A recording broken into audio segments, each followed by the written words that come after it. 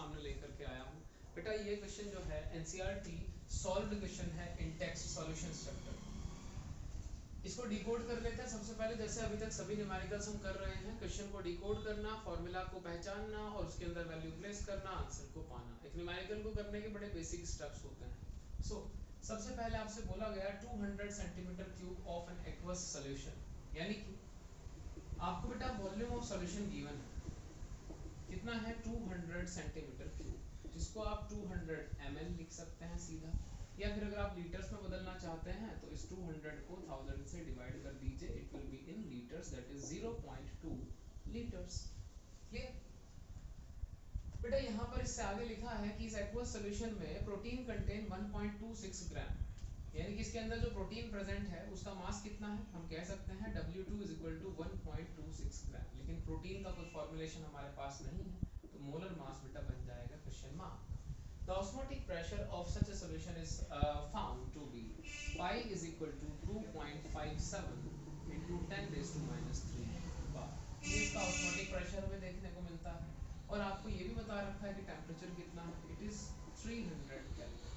तो बेटा आपको इजीली पता लग रहा है कि हमारे पास ऑस्मोटिक प्रेशर कोलिगेटिव प्रॉपर्टी का एक्सप्रेशन है, और यहाँ पर फॉर्मूला क्या होता है, pi is equal to CRT, और भी से पाई इज इक्वल टू, ये जो C कंसंट्रेशन होता है बेटा ये मोलैरिटी की फॉर्म में लिखा जाता है, तो मैं लिख सकता हूँ N2/V RT।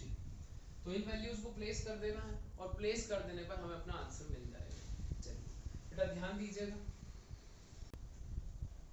प्लेस करेंगे बेटा। N2 की जो वैल्यू है आपको चाहिए होता है, N2 means number of moles, आपको चाहिए होता है given mass upon molar mass, लेकिन यहाँ पर गिवन मास है मोलर मास नहीं है, तो आप सब क्या करेंगे बेटा 1.26 ग्राम डिवाइडेड बाय M2 लिख देंगे इसको, और वॉल्यूम कितनी दे रखी है बेटा 0.2 लीटर्स आपके पास प्रेजेंट है। R वैल्यू आपको पहले पाई की यूनिट देखनी होगी बेटा, बार में दे रखी है तो R की वैल्यू कुछ इस तरह से प्लेस करनी होगी कि ये बार जो है कट हो सके, प्रेशर जो दे रखा है, तो आप यहाँ पर प्लेस करेंगे 0.083 लीटर बार केल्विन इनवर्स मोल इनवर्स। बेटा टेम्परेचर दे रखा है 300 केल्विन, तो उसको भी इसके साथ मल्टीप्लाई कर दीजिए, और ये किसके बराबर होगा, ये अपने ऑस्मोटिक प्रेशर के बराबर होगा जो दे रखा है 2.57 into 10⁻³ बार। क्लियर बेटा? ये जो वैल्यूज आपके पास में प्रेजेंट है, इन वैल्यूज को आपको सॉल्व करना है और सिंपली M2 कैलकुलेट करना है।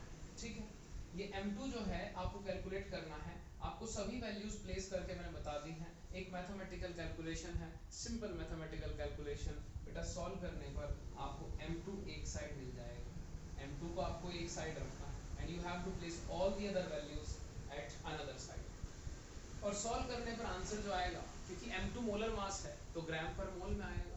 इजीली चेक कीजिएगा कि ग्राम पर मोल हमारे पास बचना चाहिए। कैसे बेटा, देखो बार से बार यूनिट कट होती है और केल्विन से केल्विन इनवर्स कट हो जाता है, सो हमारे पास ग्राम पर मोल यूनिट बचती है। इसका मतलब है कि हम M2 की कैलकुलेशन ठीक लेकर के चल रहे हैं। इसको सॉल्व करने पर आंसर जो है बेटा वो ग्राम पर मोल में आता है। क्लियर? सॉल्व करने पर आंसर आएगा 61039 ग्राम पर मोल इजीली। आपको जो प्रोटीन गिवन है जिसके बारे में कोई अदर इंफॉर्मेशन नहीं थी, उस प्रोटीन का मास आपको पता लग गया, और ये मास जो है बेटा आता है 61039 ग्राम पर मोल। प्रैक्टिस कीजिएगा, pi is equals to CRT का क्वेश्चन है, बहुत ही आसान सा सवाल है। इसके अंदर आगे चल के आपको मैं वांट ऑफ फैक्टर को इंक्लूड करना सिखाऊंगा। मिलते हैं बेटा नेक्स्ट वीडियो में।